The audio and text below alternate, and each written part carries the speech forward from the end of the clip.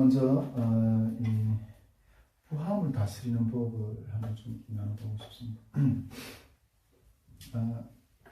이 마음은 뭐 언제부터 계속 짬짬이 좀 나누고 이런데 또 정리된 생각이 좀 있어서 같이 좀 나누려고 합니다. 저는 지금까지는 쭉 돌아보면 가난 속에서 하나님을 의지하는 법을 배워오는 어떤 그런 시간들이 여정이었던 것 같아요. 어떤 북한에서 자체도 완전 고난 덩어리고, 중국에서의 어떤 삶도 정말 이루 형용할 수 없는 어떤 그런 고난 연속이었고, 또 한국에 와서도 저는 한 20년 넘었잖아요. 21년, 2년 정도 이렇게 되는데, 그동안 상당히 어떤 이 새로운 문화, 이런 사회 가운데 적응하면서 참 어려운 어떤 시간들을 이렇게 보내왔던 것 같아요. 지내왔던 것 같아요. 그런 속에서 지금까지 뭐 진짜 뭐 반편성 넘게 이게 가난에서 처하는, 가난 속에서 살아남는, 그리고 거기서 그런 가난이 있었기 때문에 하나님 또 알았겠고, 또 그 가운데서 하나님을 의지하는, 하나님께 교제하는 그런 방법들이 삶을 지금까지 쭉 터득하면서 이렇게 살아왔다고 이렇게 말할 수가 있을 것 같아요. 물론 그 가운데서 어떻게 그 가난이 어떤 환경 가운데 하나님을 의지했는가, 그런 법을 배웠는가, 뭐 인생 전체를 통해서 다 그런 이야기지만은 그거 다 이렇게 이야기할 수는 없어요. 근데 그 가운데 많은 이야기를 할 수 있겠지만, 가난함 가운데서 주님을 의지하는 아주 극한 경험을 했던 이야기 한 가지만 좀 이렇게 나누게 되면 그런 것 같아요. 제가 이렇게 중국에 있다가 한번 이렇게 잡혔어요.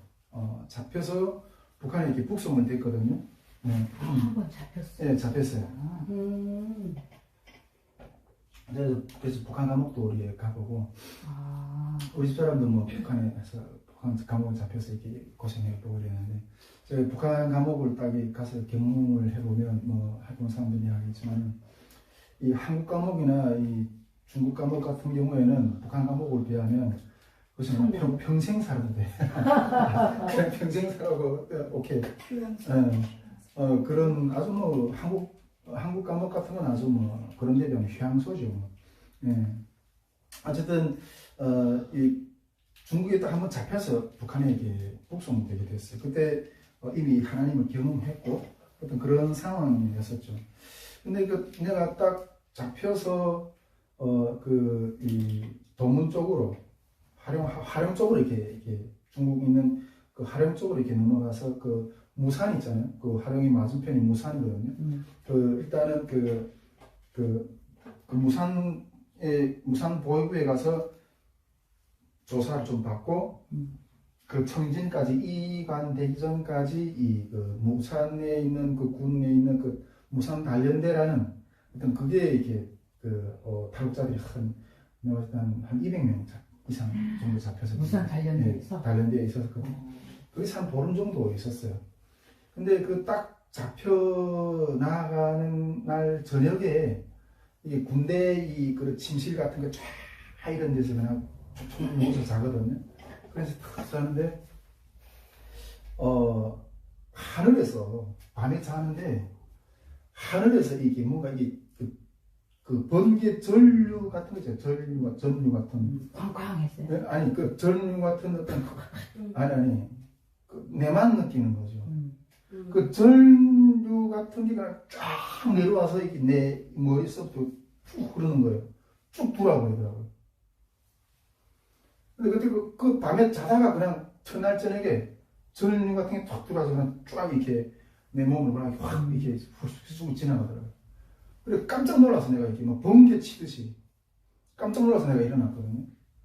근데 내가 그때 그 경험이 뭔가 지금도 생각하면 하나님 나를 보고 가셨구나 이런 생각을. 왜냐면 저는 이렇게 그 북한에서 이렇게 계력을 한번 군대 생활 때 계력을 한번 하고, 또 중국에 탈북해서도 이렇게 계력을 한번 또 재발해서 2번이나 알았거든요. 그래서 제 몸의 체력을 알기 때문에 어떤 북한에 가면 못 먹고 다 풀고 엄청나게 어떤 그런 고난을 겪어야 되잖아요. 그런 환경에 딱 들어가면 내 몸이 견디지 못해요. 바로 허약에 걸려서 이렇게 그래. 넘어질 수밖에 없는, 또 재발하거나 아파서 그냥 이렇게 뭐 어떤 상황에 떨어질지 모르는 어떤 그런 체력이었거든요. 그러니까 하나님이 내가 그쪽으로 잡혀 나가니까 저리 내 체력을 아시거나 이렇게 그냥 보호하신 거지. 하늘의 어떤 그런 걸 갑옷을 영적 갑옷을 그냥 이게 쫙 입혀주신 것 같아요. 그러면서 근데 한 보름이 지나갔는데도 배가 안 고프더라고. 어이구 할렐루야. 아마 이렇게 중국에서 밥 먹던 어떤 그 기름진 게 아직도 남아 있어서 그런지 모르겠지만 어쨌든 배가 고프지도 않고 어쨌든 좀 든든했어요. 그러면서 짬짬이 이렇게 그 사람들이 보이지 않는 데서 그냥 눈 감고 있는 것처럼 했지만 기도를 한 거죠. 하나님 이렇게 저기 보호해달라고, 다시 어떻게든 탈북하게 해달라고. 근데 이게 북한의 중국이라는 어떤 이 문화를 한번 딱 경험하고 나니까 북한에서 죽어도 못 살게. 그렇다더라고. 네. 어떻게 내가 그냥 내가 죽는 한이 때려도 다시 탈북한다. 그러니까 인간의 이 자유에 대한 이 욕구는 있잖아요. 북한에도 이렇게 가로막을 수 없는. 그래서 이 북한은 이게 북한 주민들이 이게 그 의식이 트는 걸 그렇게 차단하잖아요. 모든 이 언론, 이게 외부에서 들어가는 모든 정보를 차단하잖아요. 어쨌든 그러면서 주님이 그 보호막을 이렇게 저를 보호하시는 그런 경험을 했거든요. 그러다가 그 여정 이어가지고 너무 길지만 어떤 청진 그 농포 수용소로 이송이 돼가지고 거기서 이렇게 막 전염병이 막 돌았거든요. 근데 자기 고향까지 이렇게 원래 이송이 돼야 되는데 그러려면 고향에 있는 그 경찰서, 여기로 말하면 경찰서에서 나를 데리러 나와야 돼요. 이게 북한이라는 게 뭐 이게 도에서 왔다 갔다 하는 것도 뭐 차도 달리지 않고 막 이러니까 한 보름씩 걸리고 먹는 것도 없고 이러니까 데리러 놓는 거예요. 그런데 그 농포 수용소 안에는 막 전염병이 막 돌고 이러니까 사람이 막 죽어나고 이러니까 얘네들이 이게 애들 먹을 수 있는 어떤 상황도 안 되니까 그냥 막 내버리는 거예요. 각서를 쓰고 다시는 탈북 안 했다, 집으로 그냥 가겠다 이런 각서를 써놓고, 그리고 제일 먼저 이렇게 그 몸이 허약한 사람부터 이렇게 내보내더라고. 저는 이렇게 몸에 장애가 있다 보니까 그냥 각서를 꼭 고향으로 돌아가겠습니다. 각서를 써놓고 나왔어. 그래서 나와가지고 제가 그때 이렇게 중국에서 잡혀서 나올 때 그 중돈 50원, 중돈 50원을 여기 꼬이 싸서 그 비닐 거기다 이렇게 또 빗비리 해가지고 그걸 다 뺏어간다. 똥구멍에다 넣거든. 똥구멍에다가. 그 검사 다 해가지고 가져간다. 근데 우리 때까지는 제가 안 그랬던 것 같아요. 초창기니까. 그런 게 있다 하니까 그 다음부터는 그걸 거기서 비싸게서. 그걸 꼬이 싸가지고 이렇게 똥 넣을 때마다 이렇게 손으로 이렇게 딱 똥 넣고 쓰고 또 다시 똥 꺼내가 공짜는 다 두시니까. 그래서 그 딱 나와가지고 그걸 다시 빼가지고 비닐 풀어서, 그러니까 똥내가 한 달 정도 있었으니까 나죠. 그렇게 해가지고 그걸 장마당에 그 중국 그 청진 시장에 있는 장마당에 가서 이렇게 환전 하는 사람들한테 가서 이렇게 바꿨거든요. 근데 이게 그때 딱 죄를 지은 게 뭔가 하면 그 환전하는 그 자매가 딱 보고 이게 50원짜리잖아요. 네. 근데 이 50원짜리를 100원짜리로 이게 착각하고 어머머. 강씨 100원씩 줬고 100원어치를 날 주는 거예요. 100원어치를. 근데 내가 제대로 믿는 어떤 그런 이런 이 신령이었으면 나를 더 줬습니다. 계산하고 이렇게 돌려줘야 되잖아요. 근데 돌려주지 않고 아싸 이렇게 그대로 가지고 튄 거예요. 그렇게 하고 내가 진짜 개고생했어요. 진짜 개고생했어요. 그걸 해가지고 이렇게 딱 이게 가서 뭐 한두 달 가까이 못 먹었잖아요. 그 감옥에서 그 옥수수 같은 이런 거 그냥 그 매달씩 한 끼 이렇게 먹으면서 배고파가지고 시장에 나가서 그 기름진 음식을 그냥 그 자리에 앉아서 막 사 먹은 거예요. 그러니까 설사를 팍 나왔구나. 그러니까 이게 이 사람이 이게 어느 정도 배에 기름이 있어야지 기름진 음식도 받거든요. 근데 이게 한 달 넘게 이렇게 못 먹던 상황에 기름진 게 확 들어오니까 이 속이 받지 못하는 거예요.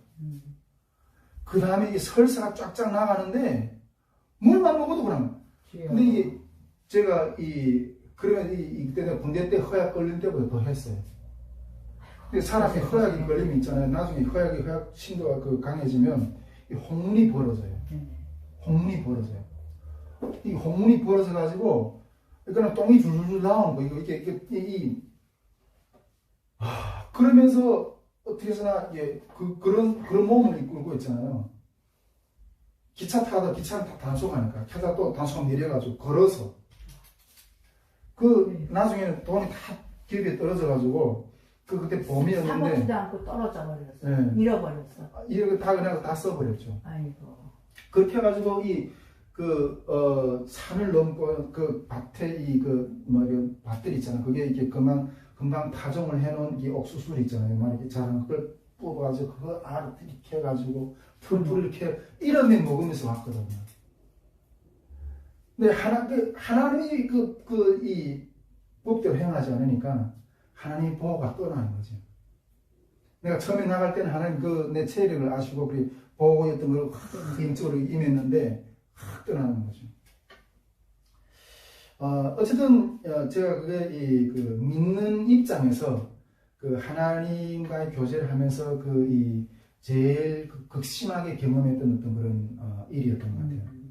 어쨌든 이 고난 가운데 하나님을 의지하는 어떤 그런 법들을 배운 정말 역사를 이야기하려면 정말 이렇게 몇 밤 며칠을 풀어도 이렇게 이 말을 다 못하겠지만 어쨌든 가난 가운데에서 하나님을 믿는 어떤 그런 부분들에서 또 장단점이 있죠. 장점은 뭐겠습니까? 하나님을 하나님이 도와주지 않으면 소망 있고 살 길이 없는 거예요. 그래서 우리 송시영 목사님도 이렇게 중국에 가서 이렇게 자매들 이렇게 성경하고 이런 경험하고 있지만은 솔직히 우리 중국에서 교회를 막 이렇게 막 열심히 나가고 이렇게 성교사님 와서 말씀 전하면 잘 그렇게 하고 막 이렇게 했던 거는 물론 이렇게 초식에 하나님의 믿음이었던 그런 것들을 씨가 뿌려진 부분도 있지만은 어떻게나 잘 보여야 되죠. 놓치면 내 살 어떤 길이 없으니까. 어쨌든 이 가난 가운데서 하나님을 의존한다는 거는 그냥 이게 생명줄이거든요. 그게 끊어지면 그냥 죽는 거예요. 그러니까 이게 어떤 면에서 보면 이 가난한 어떤 영적인 환경이 영적으로는 건강할 수가 있어요. 고난의 환경이 어떤 면에서 영적으로 건강할 수가 있다는 거예요. 근데 단점은 뭔가 하면 태어나 살기 위해서 줄을 서야 되는 거예요. 네. 살기 위해서 줄을 서야 되는 거예요. 그래서 그런 단점이 있다고 이렇게 보여줄 수가 있죠. 어쨌든 지금까지 어떤 가난 가운데 하나님을 의존하는 어떤 그런 삶의 어떤 여정을 쭉 걸어왔죠. 근데 한 1년인가 2년 전부터는 이제 이렇게 부한 가운데서 하나님을 의존하는 법이 뭔가 이런 고민이 계속 시작이 되는 거예요. 고민이. 예. 어떤 면에서 보면 우리 이 이스라엘 백성들이 애굽에서 노예 생활했고 또 이 광야 40년 동안은 정말 이렇게 어떤 어려운 환경 가운데 지냈잖아요. 그러다가 그런 삶이 이제는 다 끝나고 만나를 우수해 사는 기적의 어떤 그런 역사들을 경험해 살다가 이제는 가나안 땅으로 들어가서 이제는 쫓겨다닐 염려가 없고 내 삶이 터전이 있고 그런 땅에 들어가서 이제는 천국과 같은 어떤 그런 삶을 누려야 되는 근데 그런 것 가운데서 이제는 하나님을 의존하는 법 이런 것을 성경을 또 이야기하는 것처럼 탈북민들도 이제는 북한에서 중국에서 어떤 그런 고통의 시간들이 다 이제는 이 평안한 땅에서 와서 이제는 여전히 하나님을 의존해서 살아가는 그런 모습들이 본질들이 이렇게 훼손되지 않고 이렇게 세워져가는 그런 고민이 상당히 중요한 부분이라고 생각이 되거든요. 예. 저번에 그 우리 지명희 성도가 이렇게 여기 와서 간증하면서도 그랬잖아요. 근데 그 지명희 성도가 이렇게 어느 예배 가운데 있는 목사님이 그런 질문을 했다고 이렇게 이야기했던데, 탈북민들 보고 우리 어려울 때 하나님을 믿는 게 쉽습니까? 아니면 평안할 때 하나님을 믿는 게 쉽습니까? 이렇게 물어봤다고. 그래서 당연하게 편안할 때 하나님 믿는 게 쉽죠. 막 이랬는데 자기가 한국에 살아보니까 진짜 그렇게 고통스럽고 이럴 때는 정말 하나님 찾고 이랬는데 이제는 여기 가서 물질 문명이 풍요하고 이러니까 점점 멀어지고 교회 예배 나가는 것도 구실이 되고 그런 상황이라는 것. 그래서 정말 이 편안한 가운데 하나님을 의존하고 예배하는 것이 더 힘들구나. 그 말이 맞구나. 이런 것들을 이야기하는 말에 저도 정적으로 공감하는데, 이제는 저도 이런 이 부한 환경 가운데서 하나님을 어떻게 의존하고 그 신앙을 이렇게 지켜나가야 되는가 하는 어떤 그런 고민들이 좀 많이 이렇게 쌓여지는 것 같아요. 제가 이렇게 말하면 네가 얼마나 부한데 얼마나 가졌길래 그렇게 부한데 이렇게 질문할 수도 있겠지만은 다른 사람들이 기준에 봤을 때 아주 세 발의 피죠. 그러나 저희 기준, 우리 기준을 봤을 때 너무나도 감사하고 풍부한 어떤 그런 상황이라고 말할 수가 있는 거죠. 근데 이런 부함 속에서 저희 감정은 어떤가 하면 오히려 불편해. 이게 저번에 우리 음성요한 팀에서도 같이 교제하는 가운데 기도하는 가운데 제 마음에 어제 하나님 목사님 누리라고 하신다고 하나님 누리라고 하신다고 이런 마음을 주시. 그건 맞는 말씀입니다. 이게 누리는 것을 못 해본 사람은 누릴 줄 몰라요. 누릴 줄 못 해본 사람은 누려 못 본 사람은 누릴 줄 모른다니까. 그러니까 항상 이게 불편한 어떤 그런 상황 가운데 살다가 이제 좀 여유로우니까 이게 맞나? 이렇게 사는 게 맞나? 이런 느낌이 드는 거예요. 한국에 초창기 왔을 때는 제가 결혼하기 전에도 저희가 이야기했지만은 어떤 때는 혼자서 밥 먹는 게 이게 라면에다가 김치를 해서 이걸 이렇게 라면에다 맨날 라면에다 김치만 먹냐? 하고 같이 밥 먹어줄 사람도 없냐? 어떤 면에서 보면 아주 정말 이렇게 우리 한국 안에서의 생활 가운데서 참 이렇게 초라해 보일 수 있는 어떤 모습이죠. 근데 저는 그때 이게 라면에다 어떤 김치를 먹는데도 이렇게 잘 먹어도 되나? 미안한 거예요, 오히려. 북한에 있는 우리 형제들 생각하면 미안한 거예요. 항상 이 쫓기는 것처럼 살아야 되는 게 아닌가. 이런 그게 익숙해야 되거든요. 내 상관은 그게 오히려 익숙한 거예요. 그러면서 조금만 뭔가 이게 조금 여유롭게 뭔가 이렇게 살다 보면 내가 이게 잘못 가고 있나? 이 잘못 가고 있나?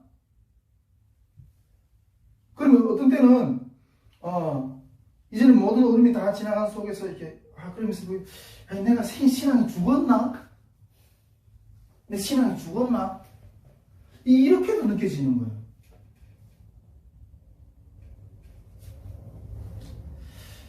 그래서 오히려 그게 옷이 불편해요. 네. 그래서 근데 이게 정상이다. 하나님 원래 우리를 막 이제 피곤하게 하고 이렇게 만들려고 창조하신 게 아니잖아요. 우리가 제일 좋은 곳으로 주려고 하고 제일 어떤 것. 근데 이게 깨진 환경 속에 살다 보니까 그 자아상이 이미 망가져 있는 거예요. 근데 그게 회복이 되는 게 오히려 그게 더 불편한 거예요. 그 포로가 돼서. 준 것에 대해서 감사하고 그것을 다스리며 살아가는 그 법을 이 배우는 것 또한 이 너무너무 우리의 이 다음 걸음에 대한 우리 삶의 어떤 그런 태도다 이러는 거죠. 저번에도 이렇게 몇 주 전부터 계속 하나님 그런 마음속에 다 주었다 나한테 다 주었다 그런 음성도 들려주셨다고 그랬잖아요. 제가 봤을 때는 진짜 하나님 앞에 너무너무 감사한 것 같아요. 우리 선교회도 하나님 앞에서 살고 이제는 정말 그 집주인한테도 이야기했고 이야기했던 이야기하고 또 우리 스태프들하고 같이 여러 번 나누고 정말 이 정도 이 크기의 어떤 그런 센터면 내가 꿈꾸는 어떤 그런 사역을 마음껏 펼칠 수 있겠다고 그러면서 여러 번 나누었는데 정말 그 내가 카톡방에도 올렸지만은 그 사무실을 세팅하면서 혼자서 눈물이 나요.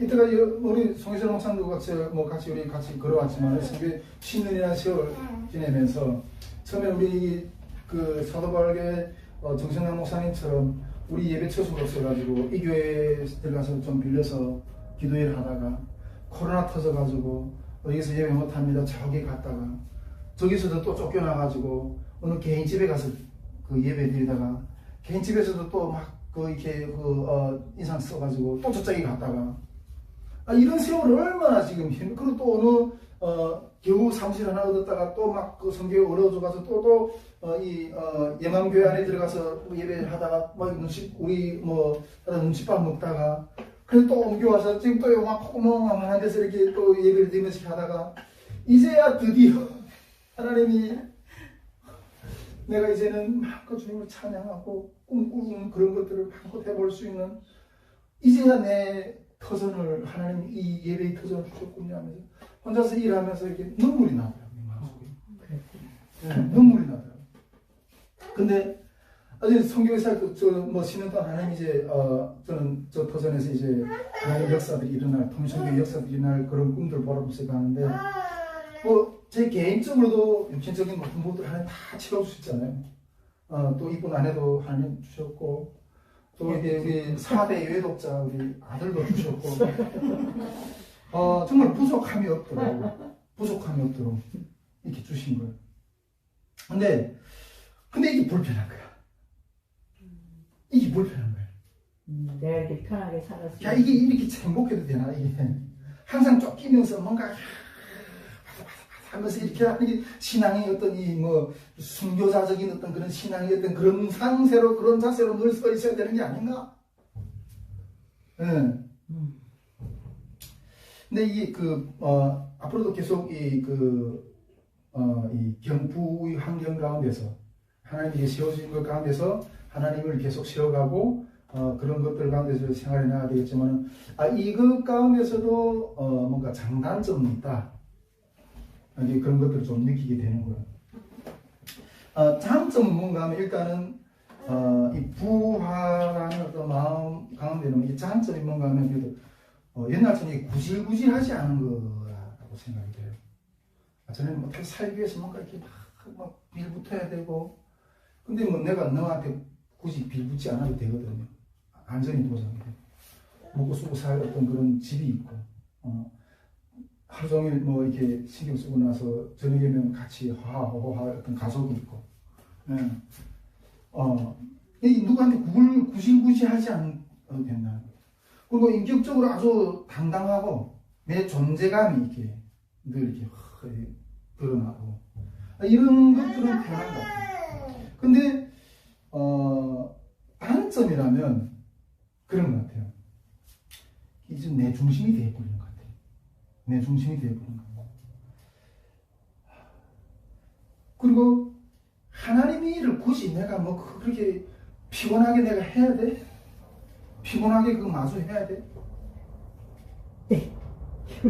아니 그런 마음이 솔솔 올라오는 거 어떻게 그럴 때는 선취중심 원래 내가 왜 이지? 의식으로. 근데 이런 것들이 이게 스물스물 이게 부하면 하나님 쉽게 떠나죠.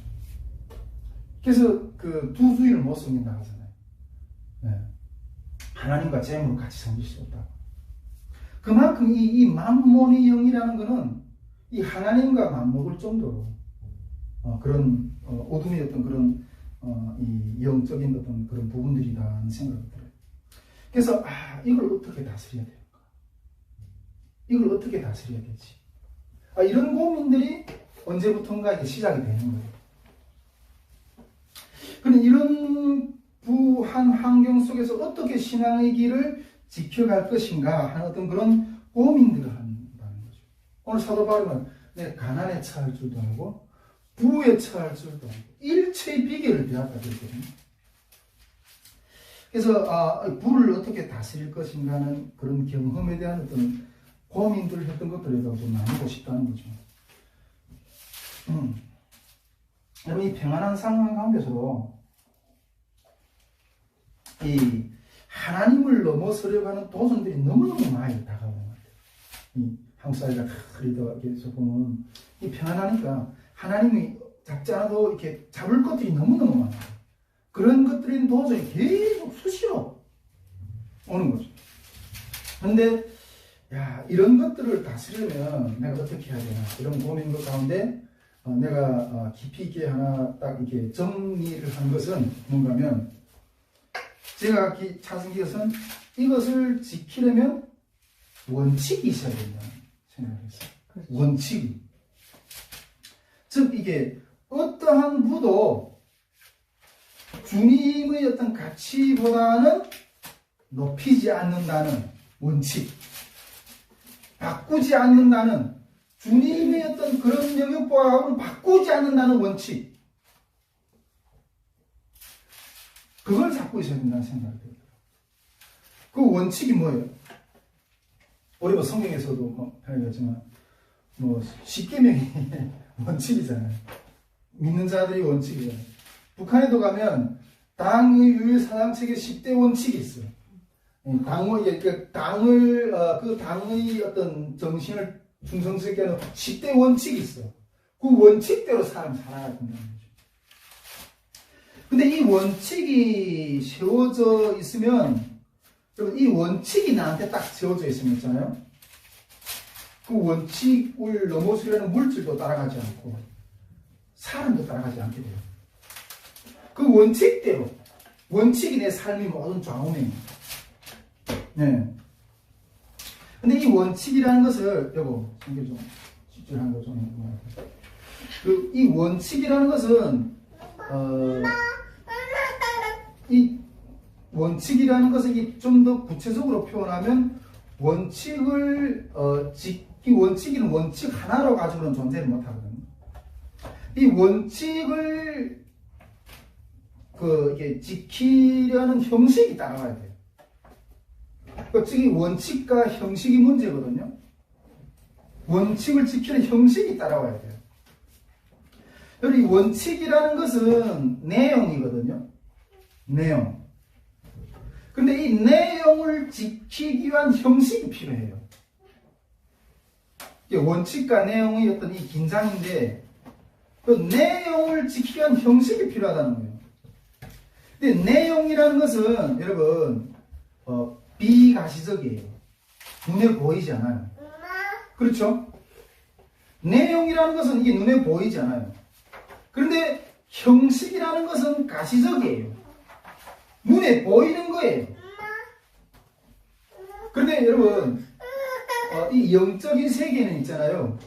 영적인 세계는 이 교리적으로 다가오지 않거든요. 영적인 세계는 교리적으로 다가오지 않거든요. 영적인 세계는 인격적으로 나타나고 힘으로 나타나요. 이 영적인 세계는 이 하나님이 성품이 어떤 그런 것이면 하나님이 성품으로 나타나든지, 악한 자는 악한 자의 성품으로 나타나든지, 성품으로 나타나거든요. 그리고 이 영적인 세계는 그런 영들이 어떤 충돌, 힘의 어떤 대등함 같은 그런 것들로 나타나요. 근데 여러분, 우리 천국에 가면 이런 형식은 없죠. 형식은 없죠. 천국 가면 형식은 없어요. 우리가 사는 것 자체가 예배고 삶이에요. 천국에 가면. 그러나 제가 오늘 말하고 싶은 것은 이 형식의 중요성에 대한 문제예요. 형식의 중요성에 대한 문제. 근데 이 형식이라는 게 왜 존재해요? 형식이라는 것은 이 죄 때문에 생긴 거거든요. 우리가 연약하기 때문에, 우리 사람들이 연약하기 때문에 어떤 형식에 우리를 묶어두어야 돼요. 우리 어떤 형식에 매어두어야 된다는 거예요. 그것이 구체적으로 표현된 게 뭐예요? 구체적으로 표현된 게 뭐예요? 이 가시적인 형식으로 구체적으로 표현된 게 뭐예요? 주일 예배, 뭐 교회, 이런 건 가시적인 거잖아요. 내용은 이 비가시 보이지 않는 거죠. 교회, 뭐 절기, 뭐 무슨 뭐 부활절, 뭐 추수감사절, 근데 이런 것들을 이렇게 형식으로 이렇게 묶어도 나타내도록. 우리 중세 때 보면 그래서 이게 성인들을 많이 숭배하죠. 그다음 성상 숭배, 성화 숭배, 이런 어떤 하나님은 영역에 보이지 않으니까 어떤 이런 가시적으로 보이는 인물들을 섬김으로 인해서 그런 것들로 나타나는 거예요. 그런데 이런 형식이 없으면 결국 내용도 놓치는 거예요. 형식 가운데 형식을 통해서 우리는 형식 가운데 내용을 찾으려고 하는 거죠. 그렇죠? 형식 가운데 잊어버리는 내용을 우리는 충전하는 거예요. 그러니까 이게 주일이라는 그 나를 구별하는 어떤 형식을 통해서 그 가운데서 주일이가 주님을 예배하면서 그 예배한 주님에 대한 내용을 내한테서 다 충만하게 하는 거예요. 이게 형식과 그 내용의 어떤 그런 중점인 거예요. 그런 관계인 거예요. 그래서 저는 이게 일부러 우리 뭐 아프면 애들 웬만하면 아프면 집에서 예배 드려요. 근데 애들한테 신앙 교육을 하기 위해서 정말 뭐 힘들더라도 옷을 입혀가지고 다 깨끗하게 준비해가지고 주일에 교회에 나가서 예배 드려요. 그리고 성결이한테 조그만 거 이게 헌금을 지어가지고 헌금방에 넣어 훈련시키는 거예요. 이게 예배의 형식이다. 예배의 모양이다. 그런 형식에 이렇게 습관을 들여주기 위해서, 그런 버릇을 키워주기 위해서, 형식을 입혀주기 위해서 그렇게 나아가는 거예요. 교회에. 그런데 이 형식이 왜 형식을 추구해요? 그 형식 가운데 내용을 얻기 위해서 우리 형식 안에 나가는 거잖아요. 그런데 이 형식 안에서 내용은 빠지고 형식만 남는다면 본질은 사라지게 되는 거죠. 그래서 이사야서 1장에 뭐라 그래요? 너희들이 내 마당을 밟는 것은 내가 더 이상 못 보겠다. 내 마당에서 내 율법대로 양의 피를 양을 잡는 그 피비는 내가 맡기 싫다. 근데 그런 형식을 하나님이 정해준 형식이거든요. 근데 그 형식을 따르면서 내용은 하나님과 멀어져 있는 어떤 그런 삶을 보니까 하나님 그게 비판하시는 거예요. 이렇게 형식이 그냥 내용이 빠진 형식은 나중에 관습이 되고 그 형식을 통해서 권력이 형성이 되게 돼요. 그 권력이 형성이 되면 나중에 이게 밥그릇이 되는 거예요. 그 예수님 시대에 그 예루살렘 성전에 봐요. 하나님을 경외하는 그런 것들은 없고 그냥 다 그냥 예배드리려는 장사치 뭐 환전상들, 그래서 예수님이 오셔가지고 그 성전을 뒤집어 엎어버리잖아요. 그런 형식 뒤집어 엎어버리잖아요. 근데 그 형식만 잡아도 완전히 장사판, CEO 그 중심으로 완전히 상권이 형성되어 있는, 그 형식 중심으로 상권이 형성되어 있는. 근데 그 형식만 나오면 결국 그 권력이 되고 버리고 그냥 밖으로 싸움이 어떤 그런 정탕이 되어버린 거죠. 그래서 주님이 십자가에서 그런 것들에서 계속해서 십자가에 죽으신 거죠. 주님이 원하신 것은 그 형식의 목적인 내용을 이루기 위해 하신 것이죠. 그 주님이 원하신 사역은. 그 형식을 주셨지만은 그 형식 속에서 내용을 얻지 못하는 자들에게 그 형식 속에서 내용을 이루기 위한 길을 걸어가신 것이죠. 그래서 여러분, 이 형식이라는 종국적인 목표는 무형식으로 나가는 거예요. 무형식으로. 그래서 주님 말씀하셨잖아요. 내가 다 이루었다. 그래서 이 휘장도 다 찢어지고, 휘장 안에는 제사장밖에 못 들어갔는데 그 형식을 다 찢어버리고 만인 제사장의 어떤 그런 역사를 주님이 이루셨다고 하셨잖아요. 바울도 이런 무형식을 추구했죠. 주님보다는 날과 절기를 중시하는 갈라디아 교회를 비판하셨잖아요. 할렐루야? 여러분, 성령님은 이 형식을 넘어서는 영이에요. 아멘. 성령님은 이 형식을 넘어서는 영이에요. 근데 여러분, 저는 양쪽의 갈등을 잘 알아요. 이 양쪽의 갈등. 원래는 이 형식이라는 건 내용을 추구하기 위해서, 내용을 세우기 위해서 형식을 주셨는데, 내용이 빠지고 형식만 남은. 그래서 이게 내용도 중요하지만 형식도 중요하거든요. 예. 그래서 이 양쪽의 갈등을 잘 알아. 양쪽의 갈등을 잘 알아. 그래서 우리는 인간이고, 그러면 그렇기 때문에 이 양쪽의 유익을 잘 활용을 해야 돼요. 양쪽의 유익을.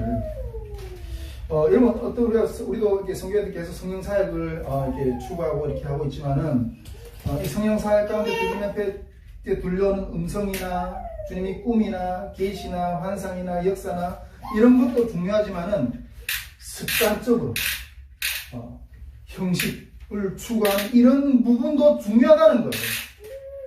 근데 제가 보니까 이 부의 환경을 다스리는 제가 찾은 또 하나의 어떤 결론은 이 형식을 잘 습관조차 이 형식을 잘 이루어 나가야 된다 하는 어떤 그런 관념을 생각합니다.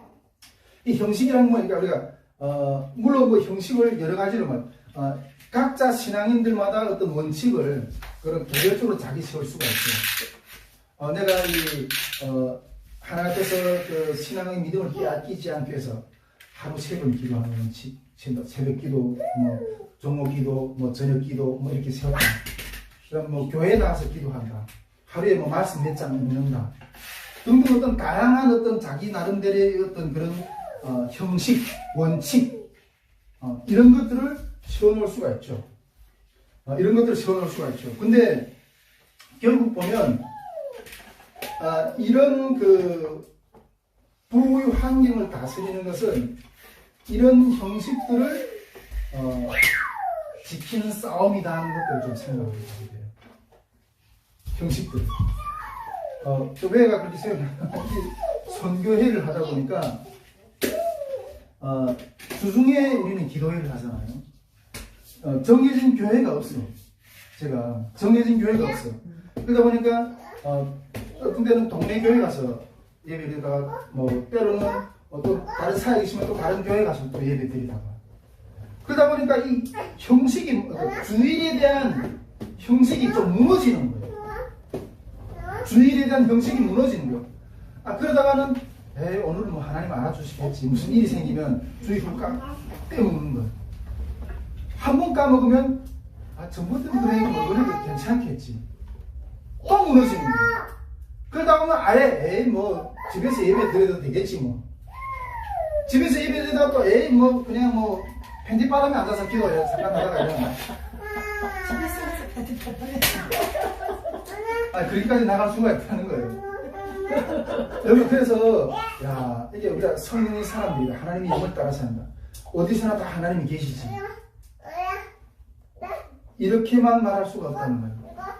그 형식을 우리가 구별해서 하나 앞에 드리는 그런 훈련, 이게 너무너무 중요하다는 거예요. 이게 리듬이다 그러잖아요. 리듬이 신앙이라는 말들을 우리가 좀 종종 쓰는 게 있는데, 여러분, 다니엘도 형식을 따라 신앙생활을 했어요. 유대인들은 하루 3번 기도하는 어떤 그런 정해진 어떤 기도 시간이 있어요. 정오 기도. 이 다니엘도 여러분, 아침에, 점심에, 저녁에 하루 3번 창문을 열어놓고 예루살렘에 있는 곳을 향해서 기도하다가, 다니엘이 어떤 능력을 막 행하다가 이렇게 뭔가 한 게 아니고, 그 리듬을, 그 기도를 방해하는 영들이 왔을 때 굴복하지 않은 거예요. 네. 굴복하지 않은 거예요. 나는 너네가 아무리 신상날 준대도 나는 그게 형식이지만 있잖아요. 그 형식 가운데 내가 하나 앞에 드린 어떤 그 원칙인 거예요. 근데 그 형식이 무너지는 것이 곧 하나 앞에 기가 꺾이는 거예요. 그걸 지키면서 그러다 사사굴에 던져졌지만 사사에 먹히지 않았어요. 제가 기독교 역성사 공부도 쭉 하면서 그 수도원 그 신앙생활의 어떤 그런 부분도 있겠죠. 수도원 일과 하루에 9번 기도. 뭐 무슨 뭐 오시기도, 뭐 육시기도, 구시기도, 뭐 정모기도, 뭐 하루에 9번 예배드려. 왜 이렇게 어떤 면에서 그냥 피곤하지 않냐? 제가 중국에서 이렇게 미션홈에서 공부하던 일과를 나중에 우리 그때 중국에서 공부하는 그 팀을 후원했던 어떤 선교 단체가 와서 한국에 와서 자기네가 후원했으니까 어떻게 그때 신앙생활했나 이렇게 신앙생활 이상이 했어요. 근데 그걸 이야기하니까 놀래 이 사람들. 그 뭐라 그러면 이거는 인권유린이다. 새벽 3시에 일어나서 4시간 기도하고 아침 저녁까지 8시간 통독하고 성경 청구소리 외우고 말씀 우리 사는 어떤 그런 일과를 이건 인권 탄압이라는 거예요. 외국에서 할 땐 그럴 정도로 그게 꽉 묶여 있는 거예요. 그러니까 수도원 일가의 생활을 딱 들다 보면 숨이 막혀요. 어떻게 그걸 하루에 9번 예배 드리지? 근데 그 사람들이 논리를 들어가 보면 그것도 또 일리가 있어요. 왜? 인간은 이게 자유분방한 존재이기 때문에 항상 물론 성령 충만할 수도 있지만 성령 충만하지 못해 늘 타락할 수 있는 존재다. 그래서 시간을 정해놓고 나를 거기다 묶어둔 거예요. 이 시간은 무조건 하나님께 드리는 시간. 이게 9번 나가 예배드려요. 9번 나가 예배. 하루에 9번. 그러면서 그 하나님에 대한 그 경외심, 그리고 묶어두는 그런 것 가운데 그러니까 9번이라는 그 시간을 지키기 위한 싸움을 해요. 수도원 일가를 보면. 그럼 이 형식이 우리의 내용을 지키는 거예요. 할렐루야? 그러면 우리 요즘에 우리 탈북 목회자들 같이 앉아서 이렇게 독서 토론하는 정말 세계에서 정말 유명한 성공한 어떤 그런 사람들이 책들도 읽고 하려는데 여러분 세상 사람들도 있잖아요. 유명한 소설가들도 있잖아요. 어떤 세상 사람들도 그 자기를 성공시키기 위해서 그 자기 생활의 리듬이 있어. 그 생활의 리듬을 지키기 위해서 얼마나 싸우는지 몰라요. 그래서 이 형식을 지키는 게 중요합니다. 그래서 그렇구나. 이 부한 환경이잖아요. 부한 환경 가운데서 내가 신앙을 지키는 한 가지 방법. 이제는 이 부한 환경 가운데서 하나님을 경외하고 그 믿음을 잃지 않게 하는 어떤 방법 중에 하나가 이 형식을, 리듬을 따라서 신앙생활을 하는 거예요. 내가 그 리듬의 어떤 신앙생활을 방해하려고 하는 세력과의 싸움이에요, 이제는. 내가 예배 정해놓은 시간을 방해하려고 하는, 정해서 놓은 시간 앞에 예배 드려나가는 것을 방해하는 세력들과의 싸움이 이제는, 그 어떤 하나님의 가치보다 그것을 이렇게 꺾어들여가는 그런 세력들과의 싸움을 하는 것. 이게 부한 환경을 다스리는 그 원칙, 형식을 따라 추구하는 것. 이게 하나의 어떤 방법이구나. 그것들을 좀 요즘에 좀 생각하면서 어떻게 생각, 요즘 제가 나중에 이게 사관학교라 이렇게 훈련이 되면 계속 이 훈련된 친구들을 기도의 자리까지 훈련시키는 거, 그것이 최종 목표죠. 제가 아침마다, 물론 지금 할 일이 있어가지고, 1시간이 어떤 그런 방언 기도밖에 못하지만, 계속, 아무리 피곤해도, 그 새벽 기도로 재단을 쌓는 것. 그것이 나를, 내 신앙을 요만큼이라도 유지하게 하는 그런 걸음이라는 거예요. 부한 환경 가운데서도 우리가 이런 원칙적인 그런 신앙생활 하는 거. 이게 다스리는 어떤 그런 방법 중에 하나가 아닌가. 자, 이렇게 생각을 해 보게 됩니다.